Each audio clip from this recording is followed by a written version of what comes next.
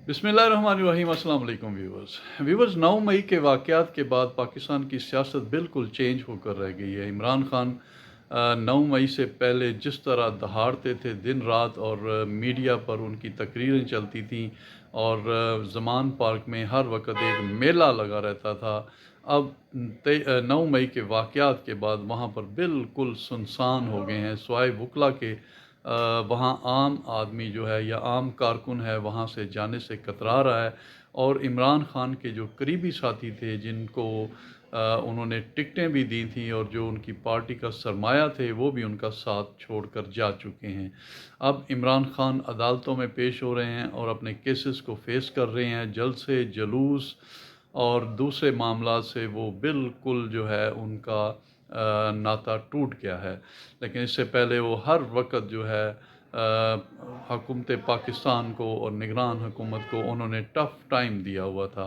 आप जानते हैं कि 9 मई के वाक़यात में जिस तरह शर पसंदों ने हमले किए थे GHQ पर और लाहौर में कोर कमांडर हाउस पर और अस्करी टावर पर, इस तरह उन्होंने वहाँ पर उनको नज़र आतिश किया था। तो उसके बाद जो पकड़ धकड़ हुई थी उन शरपसंदों की, तो ख़बरें ये आ रही थी कि फ़ौजी अदालतें बनेंगी और फ़ौजी ट्रायल होगा।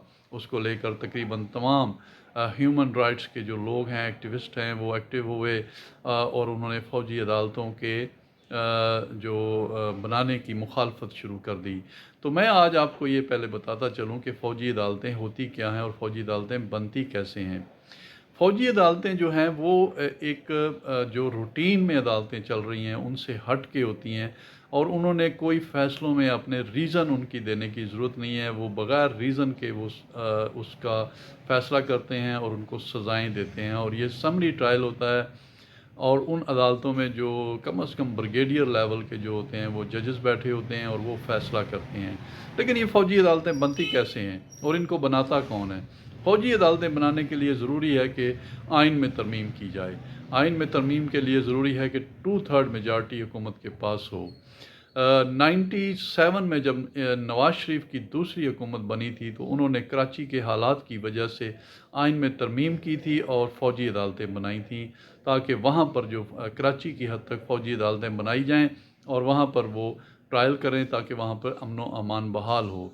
लेकिन सुप्रीम कोर्ट ने वो जो फ़ौजी अदालतों वाला आइन तरमीम थी उसे नल एंड वाइड करार दे दिया था। उन्होंने कहा था कि यह फंडामेंटल राइट्स के ख़िलाफ़ है। उसके बाद APS का वाक़या हुआ था, अंधुनाक वाक़या था। बहुत सारे जो बच्चे थे, स्टूडेंट थे, वो वहाँ पर शहीद हो गए थे। तो उस दौर में फिर दोबारा आइनी तरमीम हुई और 2 साल के लिए फ़ौजी अदालतें बनाई गई ताकि वो जो ज़ालिम दहशतगर्द थे उनको पकड़ा जाए और उनको फ़ौरी तौर पर सज़ाएँ दी जाएँ। तो 2 साल के लिए बनी थी, उसके बाद फिर उनका थोड़ा सा टाइम एक्सटेंड भी हुआ था और उसके बाद वो फिर अपनी मुद्दत पूरी करने के बाद ख़त्म हो गई थी। तो ये जो फ़ौजी अदालतें हैं इनके लिए ज़रूरी है कि आइन में तरमीम की जाए। आइन में 2/3 मेजॉरिटी के साथ तरमीम होती है। आजकल जो फ़ौजी अदालतों का रौला जो डाला हुआ है मुख्तलिफ़ लोगों ने, वो ये है कि वो आर्मी एक्ट के तहत जो विद इन आर्मी अदालतें लगती हैं जिनमें वो मार्शल कोर्ट भी इनका होते हैं और दूसरी सज़ाएँ दी जाती हैं।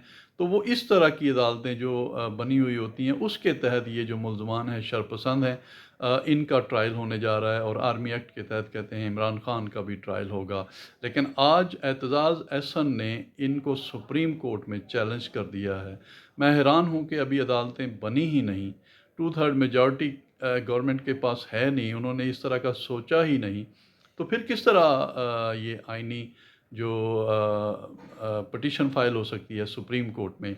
मेरा ख़्याल है कि उन्होंने उन उन उन लोगों को, उन शरपसंदों को आर्मी एक्ट के तहत ट्रायल करने से रोकने के लिए पटिशन फ़ाइल की है, ना कि फ़ौजी अदालतों को रोकने से उनको रोका गया। हालांकि उन्होंने अपने इंटरव्यू में कहा कि मैंने, अब बल्कि उन्होंने पटिशन में भी कहा है कि 99 में जब ये फ़ैसला हो गया था कि फ़ौजी अदालतें नहीं बन सकती, तो फिर ये अब भी नहीं बन सकती। लेकिन उनकी इत्तला के लिए अब अर्ज़ है कि अभी अदालतें बनी ही नहीं, तो फिर वो चैलेंज कैसे हो सकती हैं।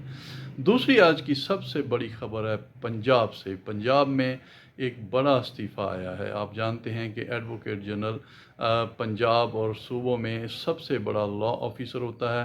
जो पंजाब हुकूमत को रिप्रेजेंट करता है सुप्रीम कोर्ट में, हाई कोर्ट में, और जो कानून बनते हैं उससे मुतल्लक राय देता है। ये बड़ा एक अहम ओहदा होता है। तो इस वक्त जो शान गुल साहब हैं वो इस ओहदे पर बरजुमान थे।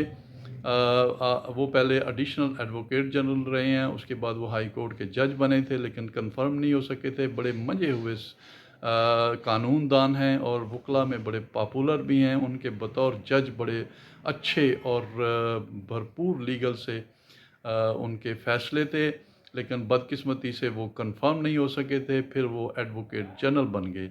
तो आज उन्होंने रिज़ाइन कर दिया है अपना, और उनका रिज़ाइन जो है वो मंजूर भी हो चुका है। और उस रिज़ाइन की उन्होंने वजह जो है अपनी निजी मसरूफियात बताई हैं। लेकिन एक बात तय है कि पंजाब एक अच्छे और कानून को समझने वाले लॉ ऑफिसर से महरूम हुआ है। वो इंतहाई काबिल समझे जाते थे। एडिशनल एडवोकेट के तौर पर उन्होंने बड़ी खिदमात दी लॉ ऑफिस में, और फिर वो एडवोकेट जनरल में भी उन्होंने बड़े अच्छे जो हैं हुकूमत को दिफा किया। तो अब निगरान हुकूमत की ये डिस्क्रिशन है, देखते हैं कि वो किस के नाम की समरी भेजते हैं और किस को वो एडिशनल एडवोकेट जनरल अपॉइंट करते हैं।